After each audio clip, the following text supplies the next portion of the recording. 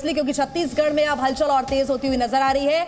सरकार गठन पर रायपुर में चर्चा तेज हो गई है। सुबह 11 बजे बीजेपी की एक अहम बैठक होने जा रही है। ओम माथुर और मांडविया मुलाकात करेंगे, विधायकों से यहां पर मुलाकात होगी। सरकार के गठन और चेहरों को लेकर चर्चा की जाएगी इस बैठक में और यह माना जा रहा है कि शाम तक केंद्रीय नेतृत्व को एक रिपोर्ट सौंपी जाएगी। 11 बजे का समय महत्वपूर्ण, क्योंकि 11 बजे होने जा रही है एक अहम मुलाकात, बैठक होगी। और अश्विन हमारे साथ लगातार जुड़े हुए हैं। अश्विन, बैठक के बारे में क्या जानकारी? क्योंकि छत्तीसगढ़ में अब देखिए कल बड़ी जीत के बाद हलचल बीजेपी के आलाकमान के बीच में अब तेज हो गई है।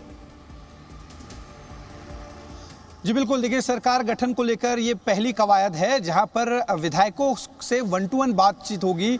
ओम माथुर होंगे जो यहां के अध्यक्ष हैं बीजेपी, अरुण साव, इसके अलावा मांडविया, ये लोग यहां पर मौजूद रहेंगे और इनके मौजूदगी में विधायकों की राय जानी जाएगी। सरकार को लेकर गठन की जो पहली प्रक्रिया है वो अब शुरू हो जाएगी। इसके बाद जो रिपोर्ट है, ये रिपोर्ट केंद्रीय आला कमान को बीजेपी के सौंपा जाएगा और फिर नाम जो है तय होगा कि किसे छत्तीसगढ़ का मुख्यमंत्री बनाया जाना चाहिए। विधायक दल की फिर बैठक, ये भी बताइएगा कि ये बैठक कहां पर हो रही है? क्या बीजेपी के तमाम निर्वाचित विधायक जो हैं वो रायपुर पहुंच चुके हैं? जी बिल्कुल, रायपुर पहुंचने का जो सिलसिला है वो शुरू है। 11 बजे तक सारे विधायक जो है रायपुर बीजेपी दफ्तर में, जो हेडक्वार्टर है छत्तीसगढ़ बीजेपी का, वहां पर पहुंचेंगे और वहीं पर ओम माथुर, मनसुख मांडविया और अरुण साव जो बीजेपी अध्यक्ष हैं वो मौजूद रहेंगे। साथ ही रमन सिंह मौजूद रहेंगे। यहीं पर इन सारे विधायकों से चर्चा की जाएगी और जाहिर है कि जब विधायकों से बातचीत होगी तो नामों को लेकर भी उनसे चर्चा होगी और उसी आधार पर फिर केंद्रीय आलाकमान को इसकी रिपोर्ट दी जाएगी और फिर नाम को लेकर आखिरी जो मुहर लगेगी वो बीजेपी आलाकमान से।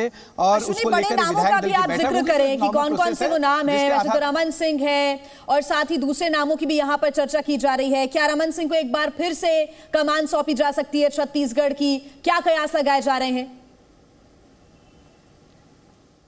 जी देखिए, इस बार की टिकट के जो वितरण था उसमें भी रमन सिंह का काफी अच्छा खासा हस्तक्षेप रहा है। ऐसे में उनके नाम को नजरअंदाज नहीं किया जा सकता। लेकिन चूंकि बीजेपी हमेशा से ही एक अलग जो है निर्णय लेने के लिए जानी जाती है, हमने ऐसे पहले भी कई दफा देखा है, चाहे वो महाराष्ट्र हो चाहे उत्तर प्रदेश हो, हर जगह पर इस तरह से एक चौंकाने वाले नाम सामने आते हैं। तो ऐसे में क्या रमन सिंह सिर्फ एकमात्र जो है उनके पास एक ऑप्शन है? तो ऐसा नहीं है। ऐसे और भी कई नाम हैं जिनको लेकर राजनीतिक हल्के में चर्चा हो रही है, जिसमें खासतौर पे अरुण साव जो बीजेपी के अध्यक्ष हैं मौजूदा, इसके अलावा ओपी चौधरी जो 2005 बैच के आईएएस ऑफिसर रहे हैं, 2018 में उन्होंने बीजेपी से चुनाव लड़ा था और इसलिए उनके नाम की चर्चा ज्यादा है। चूंकि उनके चुनावी क्षेत्र में जब अमित शाह पहुंचे थे तो उन्होंने लोगों से अपील की थी कि आप जो है ओपी चौधरी को जिताइए, इन्हें बड़ा आदमी हम बनाएंगे। तो एक उस लिहाज से भी एक आकलन लगाया जा रहा है कि क्या बड़ा आदमी कहीं मुख्यमंत्री पद तो नहीं।